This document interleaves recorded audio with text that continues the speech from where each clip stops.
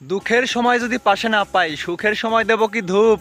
সকল প্রবাসী সচেতন আছি, থাকবো না আর চুপ। প্রবাসীর জন্য 2টা টাকা যায় তোমাদের পকেটে, ইউএস বাংলার মালিক হয়ে ভাব ধরেছে রকেটের। অতীতের কথা মনে করে দেখো, ছিলে তুমি শূন্য, গায়ে একটু বাতাস লাগাতেই ভাত্রে বলো অন্য। প্রবাসীর লাশ বহন করবে না বলে করছো ভুল, তার জন্যই তোমাদের দিতে হবে মাসুল।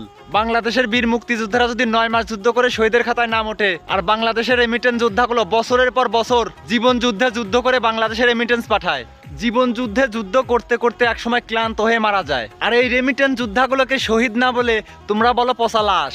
9 মাস যুদ্ধ করে যে সমস্ত শহীদরা মারা গেছে, প্রত্যেকটা প্রবাসী রেমিটেন্স যোদ্ধাগুলো তাদের থেকে কম না, আর তোমরা বলো সেই সমস্ত প্রবাসীর লাশগুলো তোমরা বহন করতে পারবা না। প্রবাসীর নিয়ে যাওয়ার সাবান শ্যাম্পুগুলো তোমরা বহন করতে পারবা, কিন্তু প্রবাসীর লাশ বহন করতে পারবা না। আর তোমাদের সেই ইউএস বাংলা এয়ারলাইন্সে আমরা কি হিসু করতে যাব?